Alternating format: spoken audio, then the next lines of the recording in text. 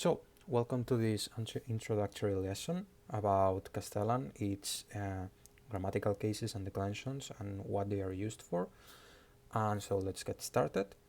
So, Castellan, like languages like German, Latin, Russian, other Slavic languages, instead of relying so much on prepositions, which are these things like of, from, to, on, towards, that express different functions or different serve different purposes inside the sentence. Like, for example, we can express direction referring to a word. We can express belonging, we can express origin, we can express company when we are doing something with someone or something. There is different functions that you can perform inside a sentence with different words. And in English, we usually use prepositions to mark those functions. The house is in the city. We are with the in, the preposition in or inside, we are marking place. We are marking a place. Where is the house at? It's in the city. But in other languages like Castellan, there's prepositions certainly, like in, towards, from. There is prepositions, but the words themselves also change or transform. So we wouldn't simply say in the city, emekimas. So emekimas.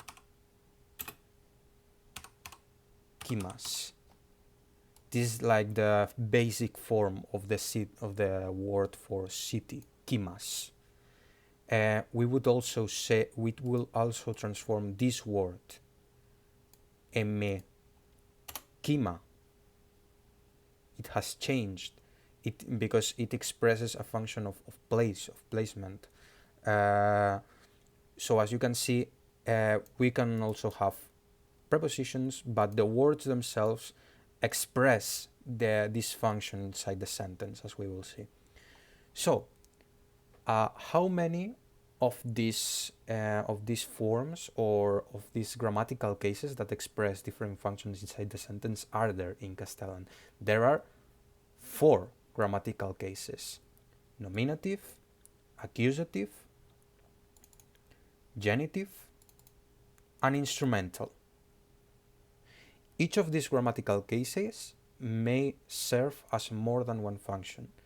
As a brief explanation of why, it's because Old Castellan, before Modern Castellan, had more than these 4 grammatical cases for different purposes. So you can see these are the old grammatical cases of Old Castellan, and I made a summary of what each of them would translate when talking in English. For example, as you can see, the nominative case is like the basic form for the subject of the sentence, the person or thing that is doing the action. So the house, that's it. But then you also have other grammatical cases that express a variety of things. In Old Castellan, for example, you have a dative, a locative, as we talked about. You are expressing, for example, when something is in a place. You had a grammatical case, a transformation of a word to express that.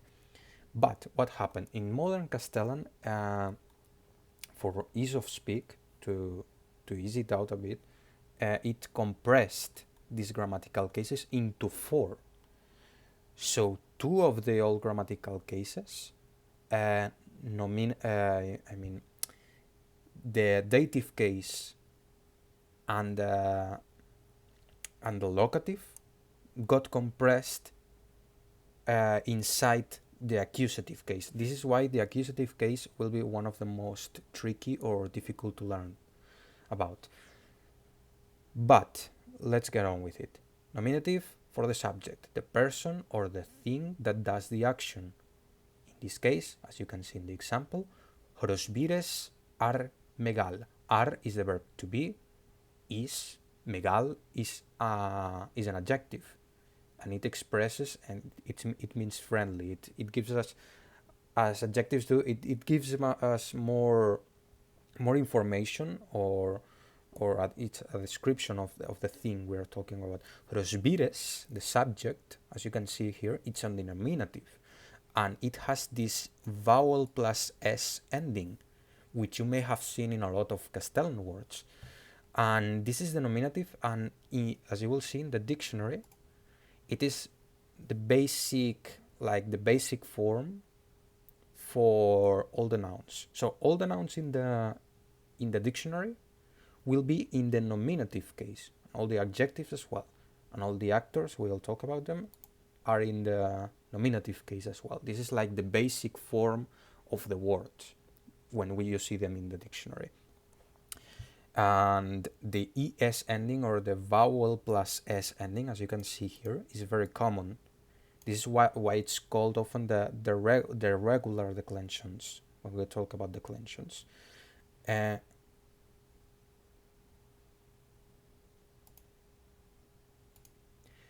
So then let's get on with the accusative. For now, about the nominative, only remember this.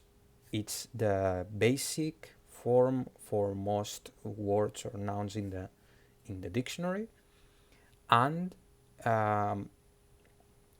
it's used for the subject of the sentence, the person or thing that does the action. Then let's get on with the meaty, difficult part about the accusative. The freaking accusative. So what does the accusative do?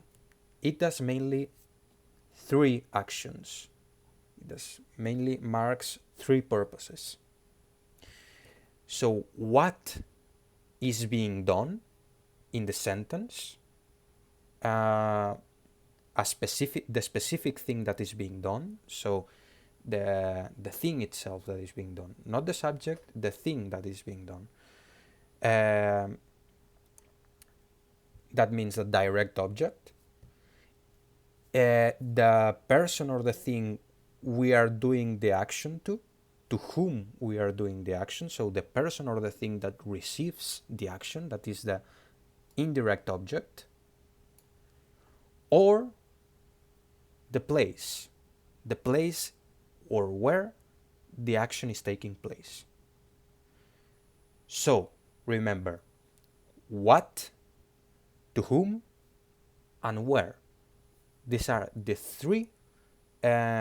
three functions that the accusative reveals, or the accusative represents when transforming a word. So let's see it in examples down here. Escabires stasse ador hrosbire. It is pretty nice because it includes two uses of the accusative. So as you can see, stas means stone in its basic form in the nominative. That means if it was a subject, the word stone, it would be written as such, stas. That's it, stas. But here is referring to the thing that is being done or is being given. So the object of the sentence. So Escabires stasse ador hrosbire. Scavir gave the stone to Crossfire. It is the specific thing that is being given, the stone. So the ending is modified. Stasse, the stone, not a random stone. The stone is given or was given. The past was given. Gave. Scavires gave the stone to Crossfire. Hrosbire, Crossfire, is also in the accusative, because do you remember when I said that modern Castellan compressed some of these old grammatical cases into less grammatical cases. So in this case, the accusative kind of ate the locative and the dative. The dative, the accusative, the old accusative remained the same. So it's what we see here when we talk about the stone. So the stone is in the accusative, but the dative, the old dative, it's what we can see here, that it then got absorbed into the accusative. Prosbire is the person who is receiving the action. To crossfire.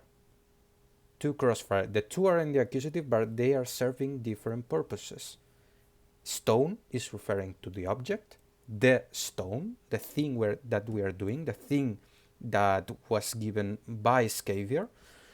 And Hrosbire is the person who is receiving the action, or who is receiving the thing. To differentiate them, what can we do? Because we have now these two different purposes inside the sentence, but they have the same form, or they are transformed in the same way using the same grammatical case, that is the accusative. What do we do to differentiate them? Very well, don't worry. We usually put the direct object, that is the thing that is being done, before the verb, and the indirect object, that is the person or the thing that receives the action, after the verb. That is one way in which we can differentiate them. But another way is to use the preposition. In Castellan, we don't have to use the preposition, and very often they are missed, they are ignored, because we have these endings that tell us what the word is doing. But if there is some tricky words that are nearby, like two accusatives, for example, we can use prepositions to mark which is doing which. In this case, we could say escabires stase rehrosbire ador. So we put crossfire before the verb, and then the two accusatives are joined together. So how do we differentiate them? We put the preposition before crossfire, rehrosbire stase rehrosbire ador. This means Scavier, the stone to crossfire gave.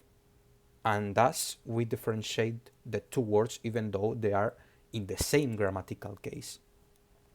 Then we get to the third function that the accusative can perform inside the sentence, and that is the locative. The accusative as locative. That is the place. It expresses the place the action is taking place in.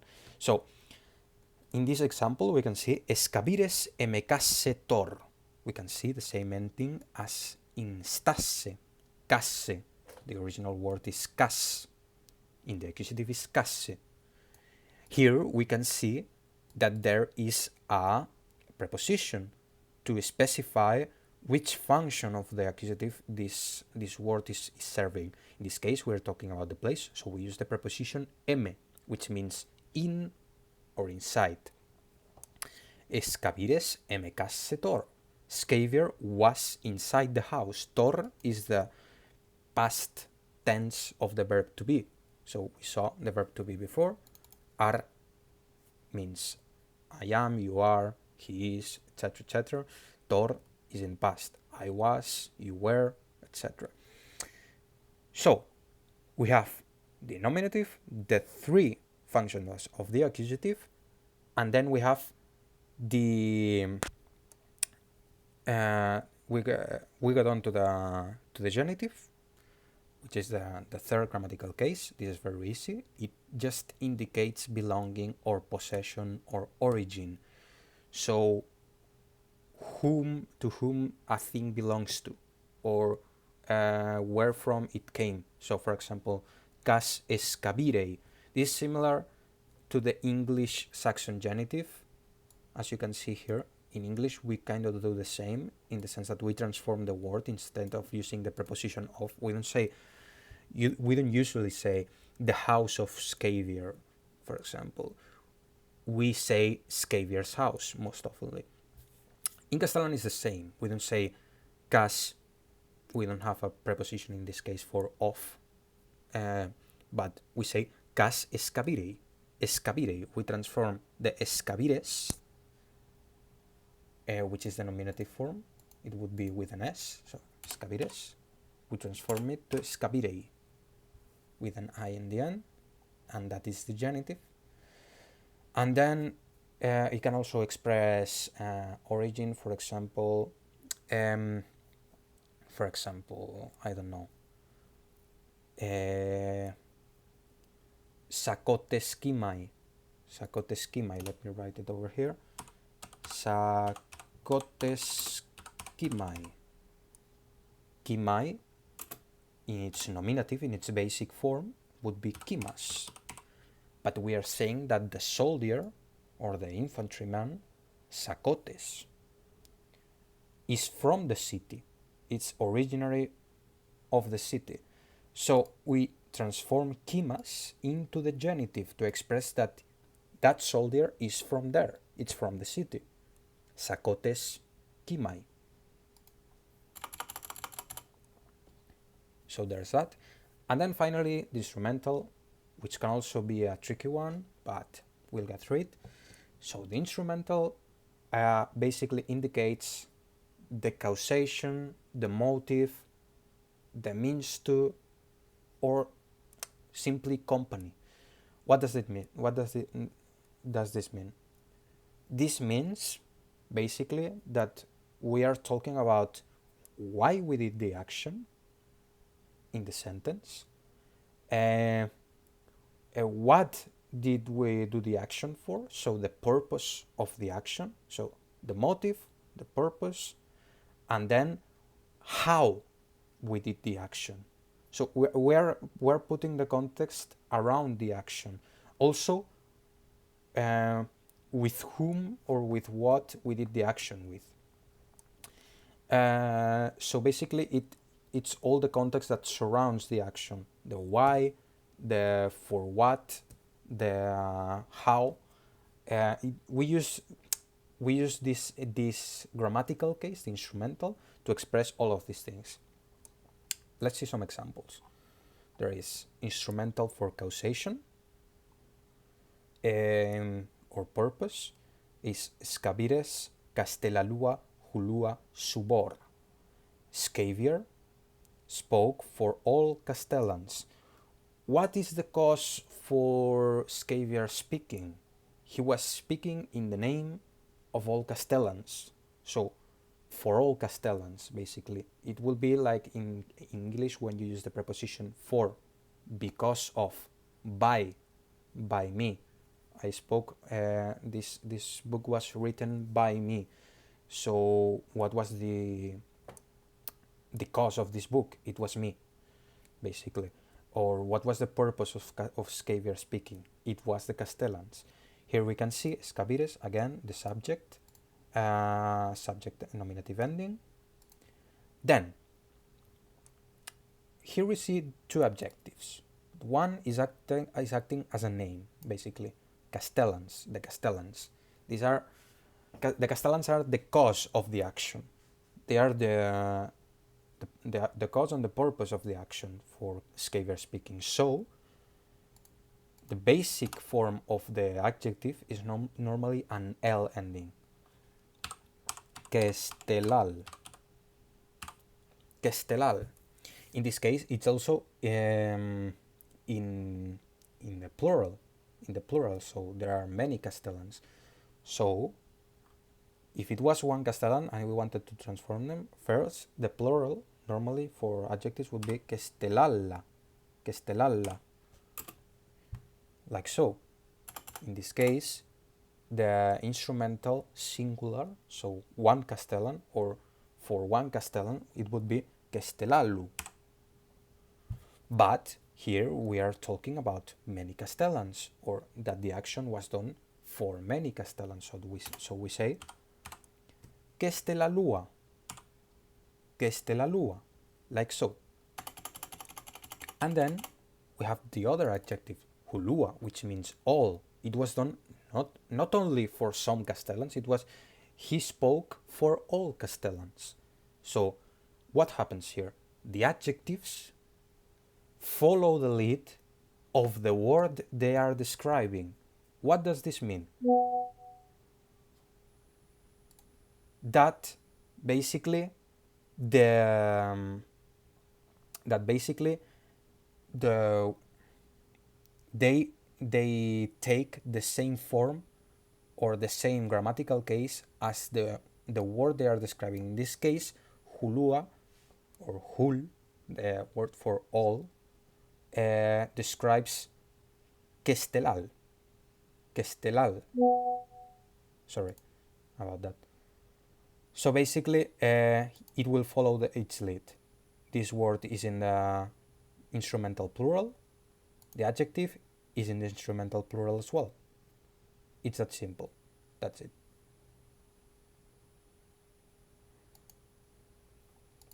And then,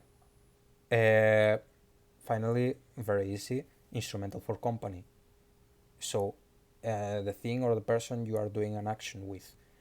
In this case, we also use the preposition que, ke, meaning with, to kind of specify which function it's serving inside the sentence. So in this case, escabires hrosbireu kesar. Scavier, the subject. Walks, the verb at the end of the sentence, very common, as you will see, when doing affirmative sentences. Hrosbireu, again, we're using the instrumental. Que, with crossfire. In the nominative, hrosbireu would be hrosbires, with the s ending, very common ending for nominative, as we have seen. But here we are working with crossfire. Hrosbireu que, or que hrosbireu. So we use the instrumental. These are the 4 grammatical cases and the main functions they serve. Now, let's talk about declensions. Here, you have in the manual a list of basic prepositions you can use. But let's get to the main part, which are the declensions. Okay, we have seen there is 4 grammatical cases, and that in each grammatical case, a word may take a different form for each grammatical case. But there is 2 ways in which a word can be transformed with different endings. There can be, and these are called declensions. These different variations are called declensions. There is the first declension, or irregular, and there is the second or regular declension, as you can see here. What is the main difference between these? Okay, as you may see in Castellan, there are accents. There is these little things over the vowels. Melil. They mark basically where the strength or the emphasis is put when pronouncing a word. For example, here, melil, it's not melil. It's not emphasized on the first vowel. It's melil. The symbol is in the second one. Why is this important? Because it will tell us if the word is from the first declension or from the second declension. And from that, we will deduce how the word is transformed according to these forms, as you can see here in the example. So, if a word has an accent or stresses the last syllable, it will belong to the first or irregular declension. Also, adjectives and actors, some of them do not have adjectives end in L, like so, melil, melil means beautiful. It's an adjective and it ends in an L. Vowel plus L is the most common form for adjectives. And so even if the adjective doesn't end with an accent or doesn't put the stress on the last syllable, it automatically uses the first or irregular declension. The same happens for actors. Most of them, like 90% of them, have the accent on the last syllable. But if you see an adjective, even though it doesn't have the accent on the last syllable, it uses the first declension. That's the only exception to this rule. So basically, let's get back to it. We'll talk about actors later. You can see here, these are the endings for the first or irregular declension. Cas, we saw the word before with the example with Scavier's house. Cas means house. Cas for the nominative, this is the basic form. Don't get distracted by the fact that it uses vowel plus S. There are other words like, for example, well, with actors, for example, in T, but if you see any consonant, any ending in consonant that is not S, probably uses this irregular form or first declension. But let's see the different forms. Cas, the plural is casa. This is another thing. You may see a lot of the plurals. If you see an A at the ending, it's very probably a plural. Castellan does plurals a lot using the letter A, the vowel A. You may see here an example, casa in the irregular. What we do is we elongate the last consonant. We elongate, like we do it again with the L. Melilla. It's not melil, it's melilla. And it happens again in the accusative singular of the first declension. It's to differentiate them from other endings. But basically, the main point now is this: if you use casa for the irregular, casse, cassea for the accusative, locative, dative, etc., all the things we saw before. For the genitive, it's very common to find an I, casi, casia, the plural is casia, so of the houses. And then the instrumental, casu, you simply add an IU. So the first declension is kind of very easy apart from the double S, because you mostly add letters to it. You can only you can just add a letter to it, and you have the with these different vowels you can identify the different grammatical cases. So accusative is normally an E, genitive is normally an I, instrumental is IU. The plurals are a bit different, but it normally just includes an A at the end and puts the accent over the previous vowel, like you can see here. So there is not more to it than this. Then the actors. Let's talk about the actors. What are actors? It's a very specific kind of word in Castellan. It's basically something or someone that is doing an action.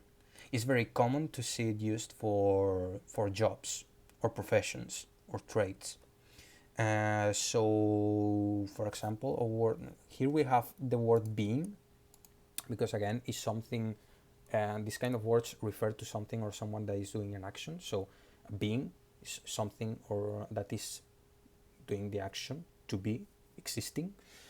But we also see it a lot with words like berenat or canat. For jobs, berenat means brewer, canat means builder.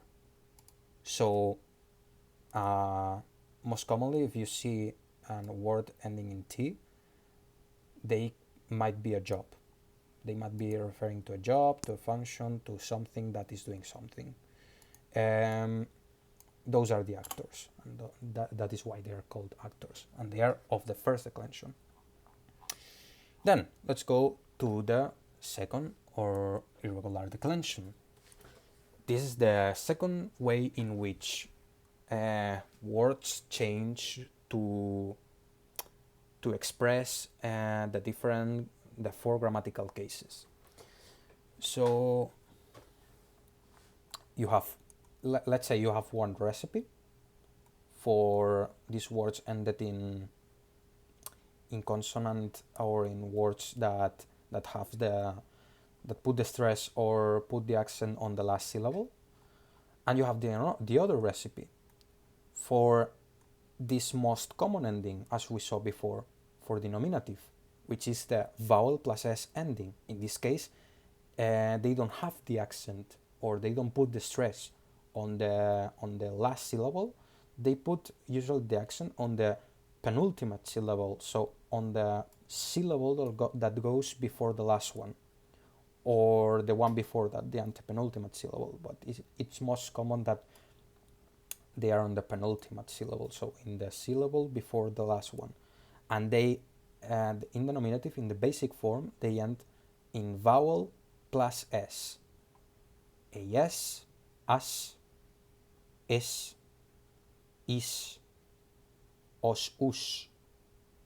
See, it kind of os and us, you may see os or us, but it's basically the same ending.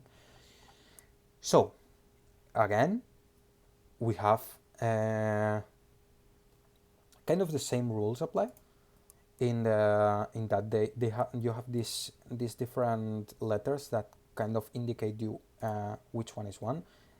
I for genitive again, U for instrumental. We have the plurals are different here. That's why they are we call it a different declension. They are kind of a different recipe, serving the same purpose, kind of has the same form, but variates, and so we separate them to better understand them. So varas, varasa, again, the A on the plural, very common. Vara, here you can see we remove the S of the nominative, and so you remove a word, you are left with the vowel, and that is the accusative in the second declension. Here you can see uce, silevi or silevia, and koto. It's not kotus, it's not silevis, it's not varas. In the accusative, it's vara, uce, silevia or silevi, and koto. It removes the s of the nominative. In the accusative, in the second declension, we use an n after the vowel, so we substitute the s of the nominative for an n to make the plural, and then the genitive, remember, belonging or origin, we change it for a y, and we put the plural a again, varaya, varai, varaya, of the barons, belonging to the barons. Then for the instrumental, again, it changes the letter a bit, this time for w, because it kind of changed the pronunciation a bit, from varau to varawa, varai, varaya, ye, wo. It's not the same sound, so it changes a bit, but it's the same principle as in the nominative plural, in the sense that you are basically putting an a at the end of the form, and that's it. And so this is the main explanation for what grammatical cases are in Castellan and the different declensions. So grammatical cases, the different purposes of the words inside the sentence, how do we mark them, and the declensions are kind of the recipes to do these different endings. There's two ways to make endings for all these four grammatical cases. So that's the basic explanation. I hope it was clear enough, and if not, you may ask me any doubts you have in the Discord. So that's it. Goodbye.